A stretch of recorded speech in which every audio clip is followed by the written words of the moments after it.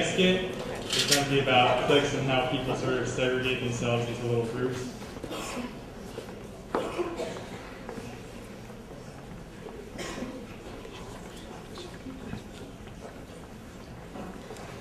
Cafeteria. Ah, man, being the new kid at school is really tough, you know? I feel so awkward. Let's see if I can join one of these cliques. But which one should I start with? Oh, look, there's some gangsters over there.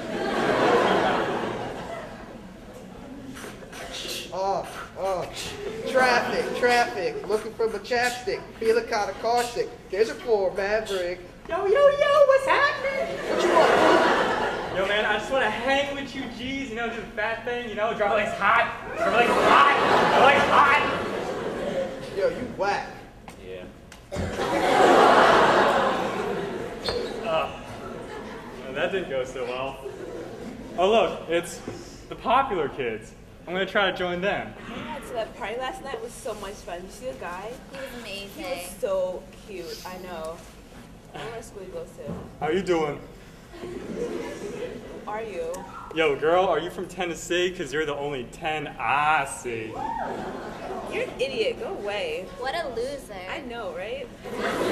Anyway. Maybe I'll have better luck with the dance squad.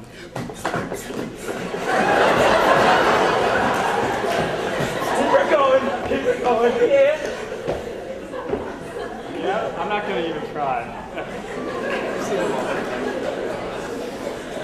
You know, maybe being a part of these cliques, these separate groups, isn't really worth it, you know?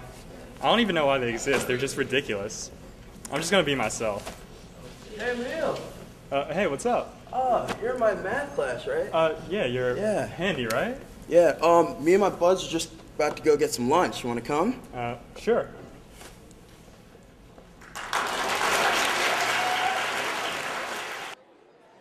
People saw the skits.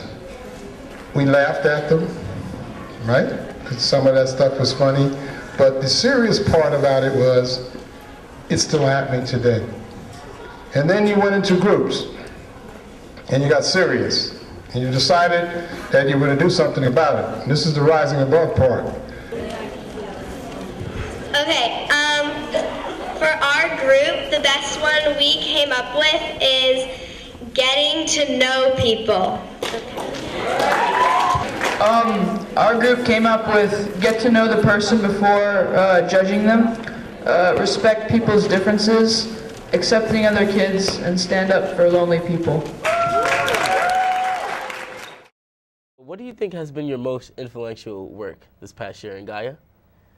Well, we've done a lot this year. At the beginning of the year, we did a workshop at the library about Greg Mortensen and his work with 3 Cups of Tea. And basically what we did was, it was a workshop about women and gender and religion and how they all sort of play into his work. And we sort of do things like that. We don't really have a purpose but to get people talking about issues like gender inequality, or in January we did a workshop about affirmative action. So, I mean, it's just things that we think are important, that we think should be talked about. Yeah. I mean, our purpose isn't to impose any particular point of view on anyone. It's just to make people, like I said earlier, to make people think, right? To make people question their views about things, and to decide what is, ethically responsible and correct and what isn't. Yeah, it was a great workshop at the library. I was there, as part of GAIA. It was good. We had some tension, but to get through tension, that's how you rise above and get through success. So it was a really good workshop. I liked it a lot too. Yeah, and we normally try to pick topics that are relevant to the community at that moment than we're doing them.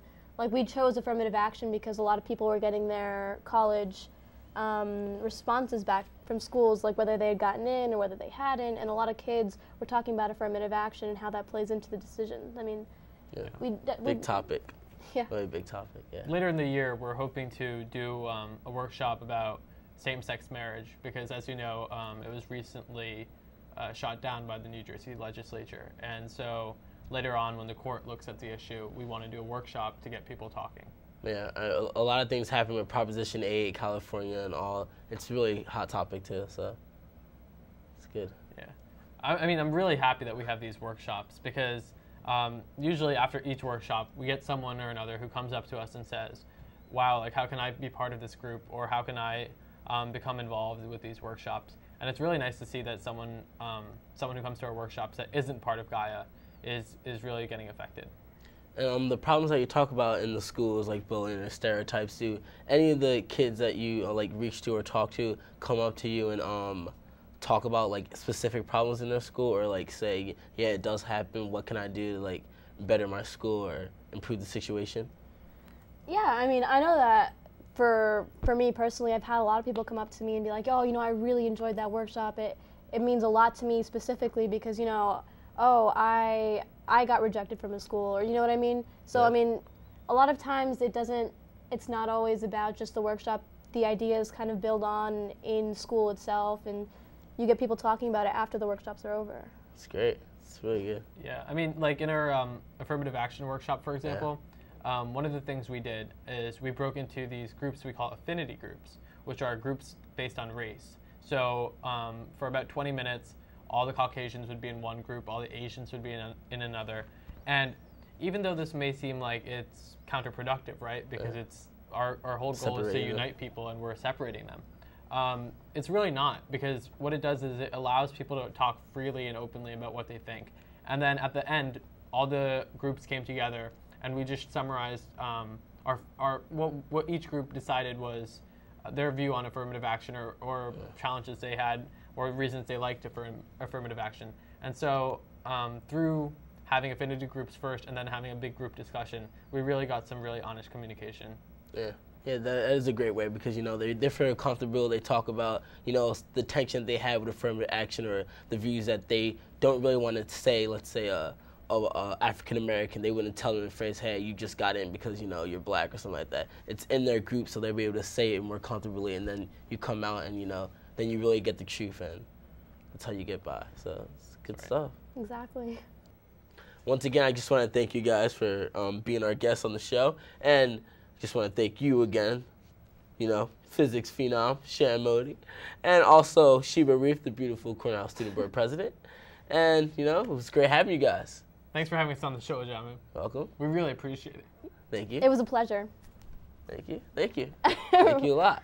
And for all you guys out there who have been watching our show, might be wondering, where's, you know, the PDS high school friend Will? I don't know. Where is he?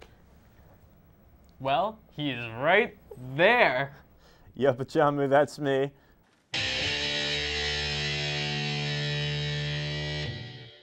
I'm Will Curran-Groome, and from PCH News, I just want to wish all of you a good night.